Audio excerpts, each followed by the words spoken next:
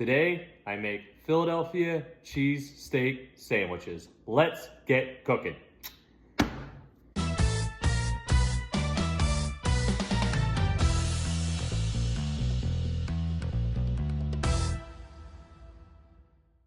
What's up, guys? Before we get into today's recipe, I wanted to take a moment and share with you a few really good pointers on how to make your cheesesteak better or always come out with a really good Philly cheesesteak. So to begin, steak-wise, you want to make sure that it's ribeye. Ribeye is the way to go. That's the best flavor, quality of flavor. So, and you want to slice it very thinly. Now, you can either do that yourself, or the next time you go to the market, you can ask the deli person to slice it very thin for you, and they can slice it just like they would deli meat, lunch meat. So anyway, up next, you got the onion, and sweet onions is more the typical, for a lot of typical recipes, you would use sweet onions, but it depends on you, and it depends how much flavor you want in your cheesesteak. For me, it depends on the day. So, but I also use 2 onions, and the reason being is because I like mine a little bit more crispy and a little bit are pretty much well done, basically. So, and when that happens, onions will shrink, so that's why I use 2. Anyway, moving on. So finally, we got the bread. Now, bread, living where I live in the Midwest, it's been really hard to find. There's a really select few of grocery stores that don't really have the best sub rolls. I think your best bet is to find a good bakery, and I haven't really found many of those. I usually have to make a special trip to KC to get one of those. But another place you can go to, which is what I did, you can go to Costco. Costco actually does have some pretty good sub rolls, and you can buy them in bulk. So anyway, that's what we got today. So anyway, all right. Up next, I'm going to share with you on how to make the whiz cheese. All right, catch you in a bit. So for the cheese whiz / whiz cheese, now when it comes to originality, first and foremost, and authenticity, the original cheese that was used was provolone cheese, and then I think mozzarella too. But I feel like even for a cheesesteak, those cheeses are quite bland. And cheese is important, but it's not the most prominent part of the cheesesteak. I use just white cheddar. I like white American preferably, or white Swiss cheese that's pre-sliced that you would just get. And it doesn't have to be expensive, but of course that does enhance quality of flavor, but it's not the most prominent part of it. So anyway, now for the cheese whiz, which usually consists of yellow American, usually what I start with is a 1/3 cup of milk. And I think that's a pretty healthy amount to start with.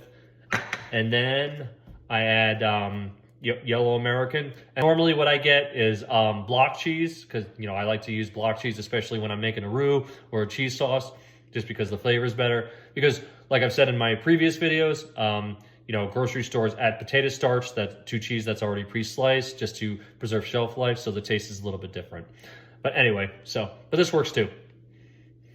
There we go. And that's all it is. It just takes 2 ingredients, the milk and the cheese. And you can add more milk and more cheese, or less or more, depending on the quality of flavor and the consistency of flavor that you want. And you can also add salt and pepper too, if you want to spice up your flavors a little bit. So anyway, that's it for the cheese whiz.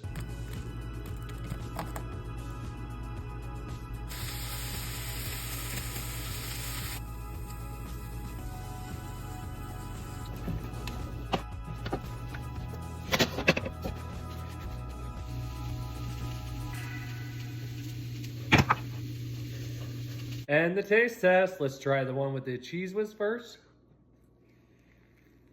Well, the cheese whiz didn't come out as well as I wanted to, hence why I don't use pre-sliced cheese. Now let's try the one with the white cheddar.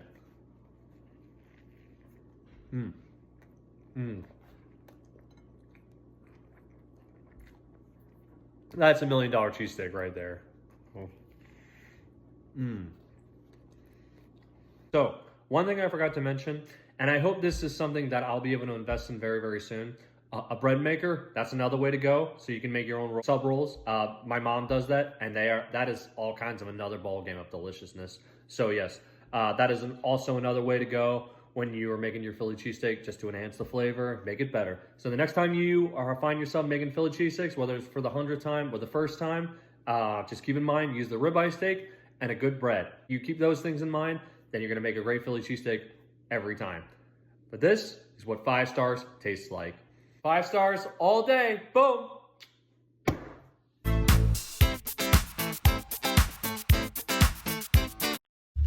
What's up, guys? Today I'm rating one of my most favorite McDonald's items slash favorite sandwiches of all time.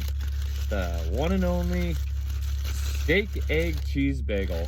Oh my goodness, man. I was just so happy when I saw this brought back at my location a year ago.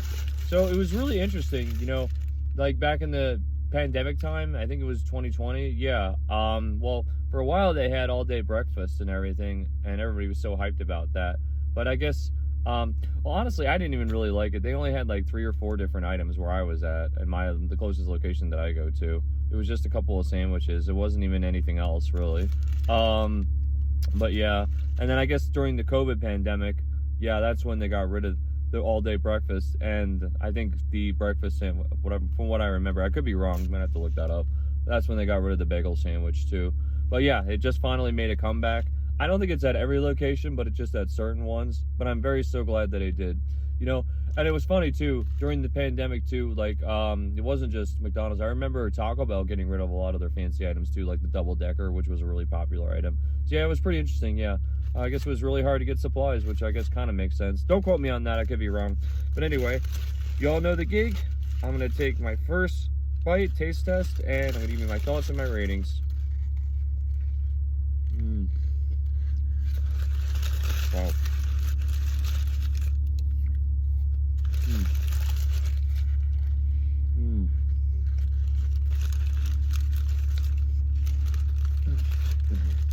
Oh, that is all kinds of killer delicious, man. Just a taste of old school nostalgia. I remember this was one of the reasons why I woke up in the morning. They say a way to a man's heart is through his stomach. Well, with me, I think it's McDonald's breakfast sandwiches. That's one way to go. So this, I'm going to be giving a 7.7, one of the highest ratings that I could give for any sandwich. Thank you so much for watching. Don't forget to like and follow. Have a good one.